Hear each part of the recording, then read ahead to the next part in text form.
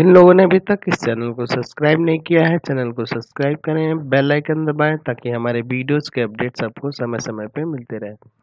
यह आपका part third video है इस चैप्टर का। पार्ट थर्ड वीडियो में अब हम लोग स्टार्ट करने जा रहे हैं गोलीय दर्पण के लिए किरण आरेखों की बनावट। तो गोलीय दर्पण में हम लोग दोनों का बात करेंगे, अवतल और उत्तल दर्पण का। ही किरण आरेखों की बनावट किस प्रकार होती है। तो चलिए सबसे पहले हम इसका चित्र बना लेते हैं। चलिए, है ना, इनका किरण आरेख खींच के देखते हैं। चलिए, ठीक है, एक अवतल दर्पण में आते हैं और एक उत्तल दर्पण। चलिए, ये आपका क्या हो गया, अवतल हो गया। और इस तरह से जब बन जाएगा, है ना, ये आपका क्या हो जाएगा, उत्तल हो जाएगा। ये इसका ध्रुव होगा, यहाँ फोकस होगा और यहाँ वक्रता केंद्र होगा। उसी तरह ये ध्रुव होगा, यहाँ फोकस होगा और यहाँ वक्रता केंद्र होगा। तो देखिए पहला कंडीशन क्या है कि मुख्य अक्ष के समांतर आपतित किरण। देखिए मुख्य अक्ष क्या है, प्रधान अक्ष यही ना है, ये वाला सीपी जो है ये लंबा, ये प्रधान अक्ष है। और प्रधान अक्ष के समांतर कोई आपतित किरण जाएगी तो दर्पण से किरण जो जाएगी दर्पण से परावर्तन के बाद क्या होता है, तो अवतल दर्पण में क्या होता है कि फोकस से होकर जाती है। ठीक है, फोकस से होकर जाती है, यानी कि ये किरण अगर सीधे ऐसे जा रही है तो ये टकराने के बाद कहाँ से आएगी, ये टकराने के बाद फोकस से होकर इस तरह से जाएगी। ठीक है, तो मुख्य अक्ष के समांतर जो आपतित किरण आती है दर्पण से परावर्तन के बाद, यह अवतल दर्पण के लिए फोकस से जाती है। ठीक है, उसी तरह अगर अवतल में बात करें, अवतल का हो गया, सॉरी उत्तल का बात करें, तो मुख्य अक्ष के साथ समांतर जाती है आपतित किरण, है ना। देखिए लिखा है दर्पण के मुख्य अक्ष के समांतर आने वाली किरण दर्पण से परावर्तन के बाद दर्पण यदि उत्तल हो, यानी उत्तल हो, तो उसके फोकस से जाती हुई प्रतीत होती है ना, फोकस से आती हुई प्रतीत होती है, यानी ये इधर चली जाएगी।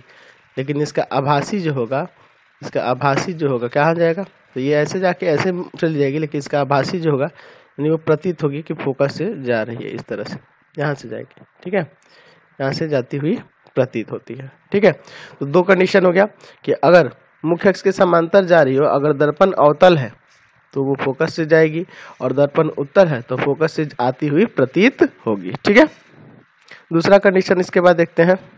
दूसरा देखते हैं फोकस के दिशा में आपतित किरण, है ना। फोकस की दिशा में जब आपतित किरण जाती है किस तरह से जाती है। चलिए, तो सबसे पहले हम लोग बना लेते हैं। चलिए, ये आपका फोकस की दिशा में आपतित किरण के लिए हो जाएगा। चलिए, ये आपका अवतल हो गया, है ना, और ये आपका उत्तल हो गया। ठीक है, ये आपका ध्रुव हो गया पी, पी, यहाँ एफ और यहाँ सी। ठीक है, उसी तरह इसमें भी, है ना, यहाँ पे भी दे देते हैं एफ और यहाँ सी। चलिए, क्या है कि जब कोई किरण दर्पण के फोकस के दिशा में आपतित होती है, यानी फोकस की दिशा में जाती है, तो वह परावर्तन के बाद दर्पण के मुख्य अक्ष के समांतर निकल जाती है। चलिए, तो कैसे निकलेगी इसको देख लेते हैं। ठीक है, फोकस की दिशा में जाएगी, यानी इस दिशा में जब जाएगी, है ना, तो यहाँ से आएगी तो ये मुख्य अक्ष के समांतर ऐसे निकल जाएगी। ठीक है, ये मुख्य अक्ष के समांतर निकल जाएगी। देख रहे हैं ना, इसमें ये किरण आ रही है इधर फोकस की दिशा में, और ये दर्पण से परावर्तन के बाद क्या हो जा रहा है, इधर मुख्य अक्ष के समांतर निकल जा रही है। उसी तरह अगर हम इस दर्पण में भी बात करें, उत्तल में भी, तो यहाँ से सॉरी फोकस की दिशा में ले जानी है ना। चलिए, फोकस के दिशा ये रही ना फोकस, तो इस दिशा में लाते हैं। ठीक है, ये फोकस की दिशा में आई है। अब देखिए, ये जब फोकस की दिशा में आ रही है तो ये मुख्य यहाँ दर्पण से परावर्तन के बाद क्या होगी, इधर निकल जाएगी। ठीक है, यानी कि इस पे देखेंगे तो इस तरह से ये ऐसे आ रही है और ये ऐसे निकल जा रही है। ठीक है, लेकिन इसका आभासी जो होगा ऐसे फोकस से यहाँ से हम लोग ले जा सकते हैं। ठीक है, दूसरा अगर अगर इस पे हम लोग यहाँ देखें अभिलंब को, अभिलंब जब इसके बीच में खींचिएगा तो अभिलंब कहाँ से जाके जाएगा, तो वक्रता केंद्र से होकर इस तरह से। ठीक है, इस दिशा में ये आपको दिखाई देगा। क्लियर हो गया। चलिए, ये क्या है, अभिलंब है, ये अभिलंब खींच रहा है। ठीक है, तो यहाँ से आपको पता चल गया कि अवतल हो या उत्तल दर्पण हो, दोनों के लिए जब फोकस की दिशा में आपतित किरण जाती है तो दर्पण से परावर्तन के बाद वो क्या होती है, मुख्य अक्ष के समांतर निकल जाती है। और इसके आभासी ये फोकस से गया है और ये अभिलंब जो है कहाँ से गया, वक्रता केंद्र की दिशा में दिखाया। ठीक है, तीसरा है आपका वक्रता केंद्र की दिशा में आपतित किरण। वक्रता केंद्र की दिशा में आपतित किरण जाएगी तो किस तरह से जाएगी, तो चलिए सबसे पहले इसका हम लोग ये बनावट देख लेते हैं, किरण रेखा आकृति बना लेते हैं इसका। ठीक है, रेखांकित चित्र बना लेते हैं। चलिए, ये आपका क्या हो गया, अवतल। ठीक है, अवतल दर्पण हो गया और ये ऐसे बना दिए, ये क्या हो गया, उत्तल हो गया। चलिए, यहाँ पे आपका ध्रुव हो गया, इधर फोकस हो गया और ये आपका वक्रता केंद्र हो गया। ये ध्रुव हो गया, ये फोकस हो गया, ये वक्रता केंद्र हुआ। तो वक्रता केंद्र के दिशा में आपतित किरण जाएगी तो कैसे जाएगी, इसको देखते हैं। ठीक है, तो देखिए वक्रता केंद्र ये रहा ना, तो इस दिशा में जब आपतित किरण निकलेगी, इस दिशा में इस तरह से आपतित किरण जब आएगी, इसको थोड़ा नीचे कर देता हूँ। देखिए, अरे ना, वक्रता केंद्र के दिशा में जब आपतित किरण आएगी तो क्या होगा कि दर्पण से परावर्तन के बाद पुनः उसी रास्ते में लौट जाती है, क्योंकि वक्रता केंद्र से खींची गई जो बिंदु आपतन बिंदु जो होती है, यहाँ है आपतन बिंदु, तो ये लगभग लंब होता है। ठीक है, वक्रता केंद्र से जो आपतित किरण आती है वो क्या होती है, दर्पण पे लंब होती है। यहाँ पड़े, यहाँ पड़े, यहाँ पड़े, किसी भी बिंदु पे पड़ेगी वो लंब होगी। इसलिए क्या होगा कि जिस मार्ग से आएगी उसी मार्ग से वापस लौट जाएगी। ठीक है, उसी तरह यहाँ भी अगर हम लोग इस मार्ग में लेके आते हैं आपतित किरण को, यहाँ से वक्रता केंद्र के दिशा में, चलिए इस तरह से ले जाइएगा, इस तरह से, तो क्या होगा, ये किरण फिर क्या होगी, वापस ही पुनः उसी रास्ते में लौट जाएगी। यानी कि इधर से आई है और इधर ही फिर उसी रास्ते में वापस लौट जाएगी। लेकिन इसका आभासी जो होगा, इधर लगेगा कि वक्रता केंद्र की ओर से आ रहा है, वक्रता केंद्र की ओर आ रहा है। ठीक है, ये आभासी होगा, डॉटेड। यानी कि चूंकि वक्रता त्रिज्या दर्पण पर स्थित किसी बिंदु पर अभिलंब होता है, अभी बताए थे ना अभिलंब होता है, इसलिए जो किरण दर्पण से वक्रता केंद्र है ना, दर्पण के वक्रता केंद्र की दिशा में दर्पण पर पड़ती है वह दर्पण पर अभिलंब होती है ना, लंबवत होती है। ये लंब होती है, अभिलंब होती है। अतः परावर्तन के बाद किरण उसी पथ में वापस लौट जाती है, उसी पथ में वापस लौट जाती है। आपको बताए थे ना कि अभिलंब जो होता है दर्पण से परावर्तन के बाद फिर पुनः उसी दिशा में लौट जाता है। अगला बात करते हैं ध्रुव की दिशा में आपतित किरण। देखिए, तीन ही किरण आरेखों की बनावट का आप प्रयोग करेंगे। शुरू के जो तीन बताया ना, अभी पहला था ना प्रधान अक्ष के समांतर जो गया था, फिर फोकस की दिशा में और वक्रता केंद्र के दिशा में, है ना, वही तीन का यूज करेंगे। ये ध्रुव की दिशा में आपतित किरण का बहुत कम यूज होगा, नहीं हम लोग यूज करेंगे। ठीक है, लेकिन फिर भी इसको देख लेते हैं। चलिए, ये आपका एक बना देते हैं अवतल दर्पण और एक उत्तल दर्पण। ठीक है, उसके बाद इस किरण आरेख की बनावट को देखेंगे। चलिए, बाहर से रंग दिए, ये P हो गया, ये आपका F हो गया और ये आपका C हो गया। उसी तरह इसमें भी अंदर से कलर किया, P हो गया, ये उत्तल हो गया ना, F हो गया और ये आपका C हो गया। तो देखिए, ध्रुव के दिशा में जो आपतित किरण होगी कहाँ से जाएगी, तो देखिए ये ध्रुव के दिशा में, तो ध्रुव ये रहा ना P, इस दिशा में आएगी ऐसे। ठीक है, ये इस दिशा में आएगी तो पुनः ये परावर्तन के बाद इधर मुड़ जाएगी, उतना ही।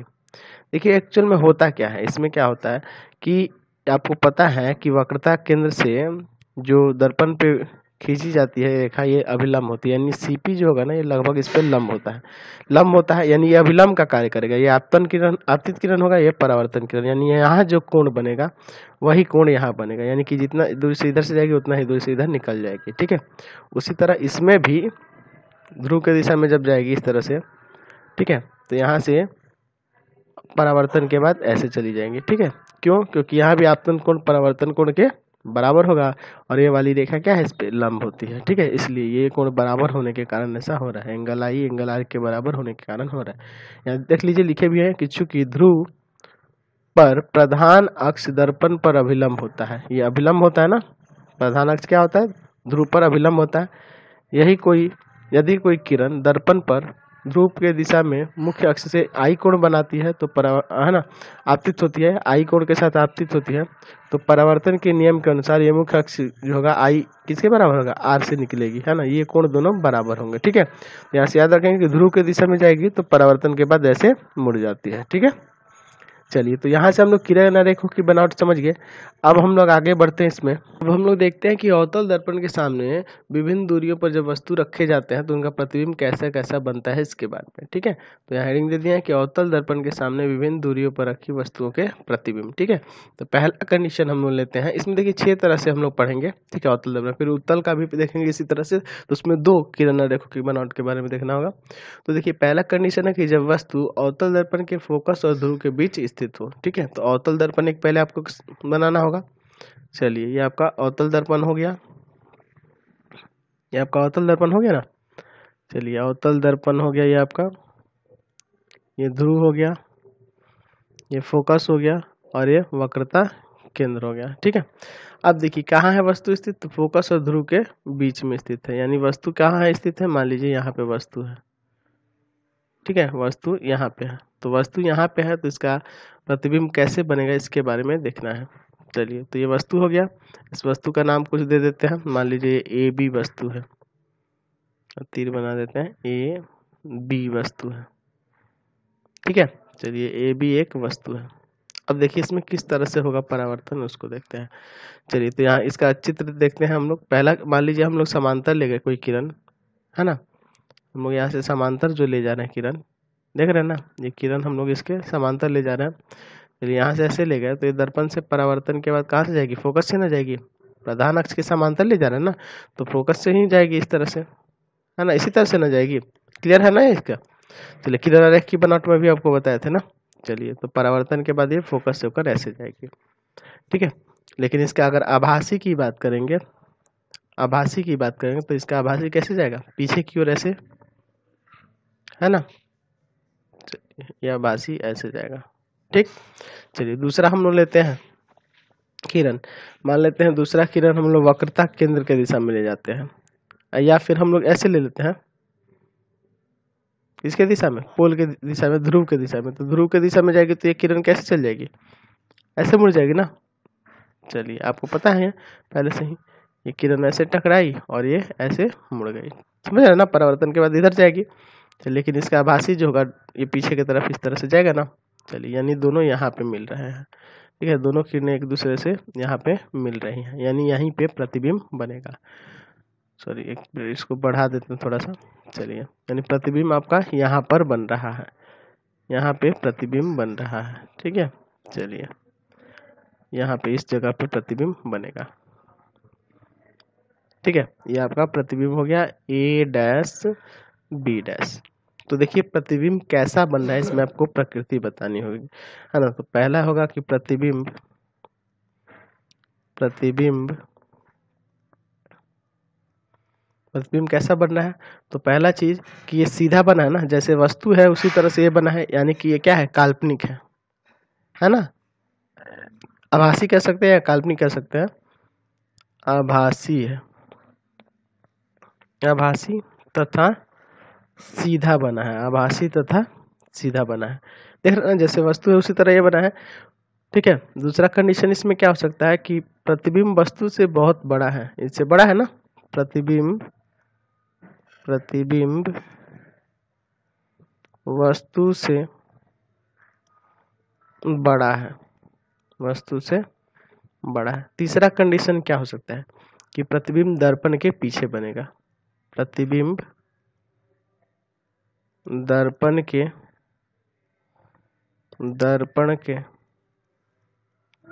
पीछे बनेगा, पीछे बनेगा। अब आप सोच रहे होंगे कि सर इधर क्यों नहीं जा सकता। तो देखिए ये किरण जो है ये आगे चल के यहाँ फैलती ही जाएंगी, ये कभी नहीं मिलेंगी, देख ना, ये अगर आगे बढ़ाइएगा तो ये फैलती ही जाएंगे और दूरियां इनके बीच में बढ़ती जाएगी, इसलिए प्रतिबिंब इधर नहीं बन के इधर बना है। ठीक है, तो इस चीज को देख लेंगे। चलिए अगला कंडीशन देखते हैं। दूसरा बात करते हैं कि जब वस्तु अवतल दर्पण के फोकस दूरी पर स्थित है। ठीक है, तो पहले फोकस दूरी पर स्थित होगा तब कहाँ इसका प्रतिबिंब होगा उसको देखा जाए। चलिए, तो सबसे पहले कि अवतल दर्पण हम लोग बना लेते हैं, हम लोग अभी अवतल दर्पण की ही चर्चा कर रहे हैं। ठीक है, तो इस पे एक अवतल दर्पण ये आपका हो जाएगा, यहाँ पे हम बना दे रहे हैं इस पे, ये आपका अवतल दर्पण हो गया। ठीक है, चलिए ये आपका ध्रुव हो जाएगा, ये फोकस हो जाएगा और ये वक्रता केंद्र हो जाएगा। ठीक है, जब वस्तु क्या है, अवतल दर्पण के फोकस पर स्थित है, यानी यहाँ वस्तु है, ठीक है, यहाँ वस्तु है तो इसका प्रतिबिंब कैसा बनेगा वही देखना है आपको। चलिए एक मिनट, थोड़ा वस्तु छोटा कर देते हैं। चलिए ये हो गया, वस्तु यहाँ पे स्थित है तो इसका प्रतिबिंब कहाँ से बनेगा इसको देखना है। चलिए पहला हम लोग ले लेते हैं इस तरह से, प्रधान अक्ष के समांतर, तो समांतर जाएगा तो कहाँ से निकलेगा, फोकस से निकलेगा ना, इस तरह से। क्लियर है ना। चलिए यानी कि यहाँ वस्तु, ये वस्तु का नाम कुछ दे देते हैं, ए बी एक वस्तु है और ये दर्पण से यहाँ से किरण जा रही है, समांतर है प्रधान अक्ष के, तो ये कहाँ से जाएगी, फोकस से होकर निकली। दूसरी किरण लेते हैं, ध्रुव की दिशा में ले लेते हैं, ठीक है, ध्रुव की दिशा में। तो जब ध्रुव की दिशा में जाएगी तो ये क्या होगी, ऐसे ना जाएगी, ठीक है। तो देखिए ये किरण इस तरह से निकल जाएगी। चलिए यहाँ से आई और इधर परावर्तित हो गई। तो देख रहे हैं ना, ये दोनों किरणें समांतर जा रही है, तो समांतर रेखाएं आगे चल के कहाँ पे मिलती हैं, अनंत पे मिलेंगी। ये एक दूसरे से कहाँ पे प्रतिच्छेद करेंगी, अनंत पे। यानी कि ये रेखा इधर बढ़ जाएगी, ऐसे अनंत तक बढ़ेंगे, तब जाके ये यहाँ बहुत बड़ा ना प्रतिबिंब बन जाएगा। ये आगे चल के जो रेखाएं अनंत पर मिलेंगी तो क्या होगा, बहुत बड़ा प्रतिबिंब बन जाएगा, इधर बहुत ही बड़ा प्रतिबिंब बनेगा, ठीक है, बहुत ही बड़ा इधर प्रतिबिंब बनेगा, ठीक है। तो इसका क्या लिख सकते हैं कंडीशन, पहला कंडीशन क्या होगा कि प्रतिबिंब कैसा होगा, ठीक है। तो प्रतिबिंब जो होगा वास्तविक तथा उल्टा होगा, ठीक है, दिख ही रहा है आपको, वास्तविक तथा उल्टा होगा। तो याद रखेंगे कि अवतल दर्पण में है ना, या किसी भी अवतल हो या उत्तल हो, दाहिने तरफ अगर प्रतिबिंब बना तो वो हमेशा आभासी तथा सीधा होता है, और बाएं तरफ जो बनेगा वास्तविक तथा उल्टा होता है। तो एक ही कंडीशन होता है अवतल दर्पण में जिसमें आभासी और सीधा बनता है, जब फोकस और ध्रुव के बीच स्थित। तो पहला कंडीशन आप देखे थे ना, फोकस और ध्रुव के बीच जब वस्तु स्थित होगा तभी उसका आभासी और सीधा प्रतिबिंब बनता है, बाकी हर कंडीशन में उल्टा ही बनता है अवतल दर्पण में, ठीक है। तो वास्तविक और उल्टा बनेगा। दूसरा क्या होगा, प्रतिबिंब वस्तु से बड़ा होगा, ठीक है, वस्तु से बड़ा होगा, बहुत बड़ा होगा, बहुत लगा सकते हैं इसमें, बहुत बड़ा होगा, वस्तु से बहुत बड़ा होगा। तीसरा कंडीशन क्या आ सकता है, प्रतिबिंब अनंत पर बनेगा,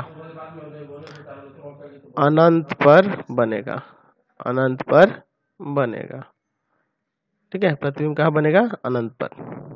तीसरा कंडीशन देखते हैं कि जब वस्तु अवतल दर्पण के वक्रता केंद्र और फोकस के बीच स्थित होगा तब इसका प्रतिबिंब कैसे बनता है, ठीक है। तो चलिए देखते हैं, इसका आरेख बनाते हैं। चलिए एक रेखा ये हम ले लेते हैं अवतल दर्पण, ठीक है, एक अवतल दर्पण बना लेते हैं। चलिए ये आपका अवतल दर्पण हो गया, ठीक है। चलिए अवतल दर्पण हो गया ना ये आपका। चलिए इसको थोड़ा और इधर बढ़ाना होगा।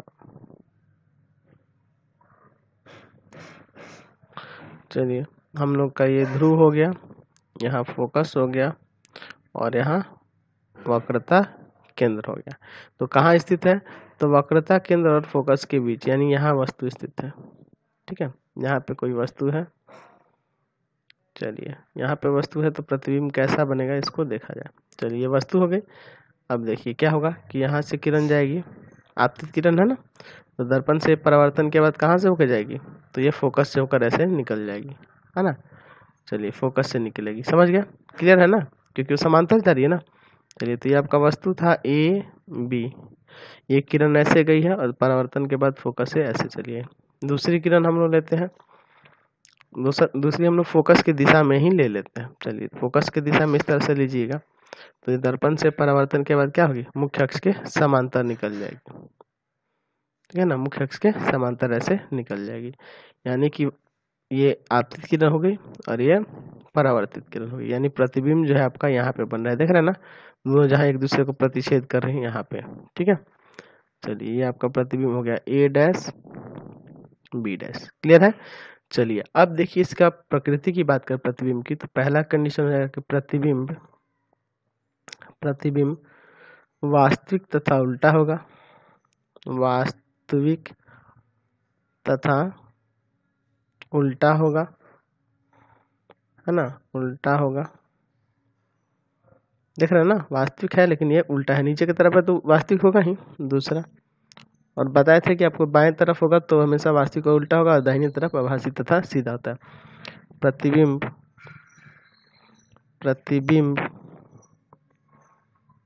वस्तु से बड़ा होगा, वस्तु से बड़ा है, थोड़ा सा बड़ा है ना, वस्तु से बड़ा होगा। ठीक है, तीसरा कंडीशन क्या हो जाएगा, तीसरा कंडीशन होगा प्रतिबिंब कहाँ बनेगा, तो ये बनेगा वक्रता केंद्र तथा अनंत के बीच होगा, अनंत के बीच बनेगा। ठीक है, चलिए समझ गया। अगला कंडीशन देखते हैं। इसके बाद अगला हम लोग बात करते हैं कि जब वस्तु वक्रता अवतल दर्पण के वक्रता केंद्र पर स्थिर हो, है ना, तो वक्रता केंद्र पर स्थित होगा तो कैसा उसका प्रतिबिंब बनेगा उसको देखते हैं। ठीक है, चलिए तो सबसे पहले हम लोग एक अवतल दर्पण बना लेते हैं। चलिए, ये आपका एक अवतल दर्पण हो गया। ठीक है, इधर से रंजित कर दिए, कलई कर दिए बाहर की तरफ से, अवतल हो गया। ये P हो गया, ये आपका F हो जाएगा और यहाँ आपका C हो जाएगा। ठीक है, तो वस्तु कहाँ स्थित है, तो वक्रता केंद्र पर, यानी यहाँ स्थित है। तो देखते हैं इसका प्रतिबिंब कैसा बनता है। चलिए, ये आपकी वस्तु हो गई। ठीक है, चलिए अब ये किरण ले जा रहे हैं ऐसे समांतर प्रधान अक्ष के, तो दर्पण से परावर्तन के बाद क्या होंगी, है ना, ये किरण ऐसे ले जाइएगा, दर्पण से परावर्तन के बाद क्या होगी, ऐसे निकलेगी ना।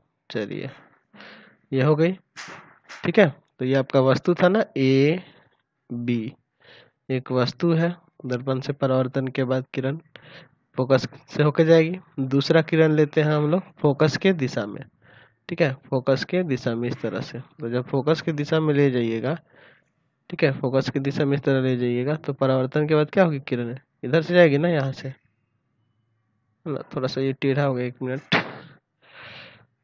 चलिए, तो यहाँ से ये होकर जाएगी ना ऐसे, चलिए ये यहाँ से ऐसे चल जाएगी। ठीक है, चलिए, यानी कि देखिए प्रतिबिंब इसका यहाँ पर बनेगा, यहीं पे बनेगा, C पे ही। ठीक है, इस तरह से, तो ये हो जाएगा A', B'। क्लियर है, देखिए ये किरण ऐसे आई है और ये समांतर चली गई ना प्रधान अक्ष के। चलिए, तो यहाँ पे बना, तो प्रतिबिंब देखना एकदम इसके समान साइज का बना है और वास्तविक और उल्टा है। ठीक है, तो लिखेंगे पहला प्रतिबिंब वास्तविक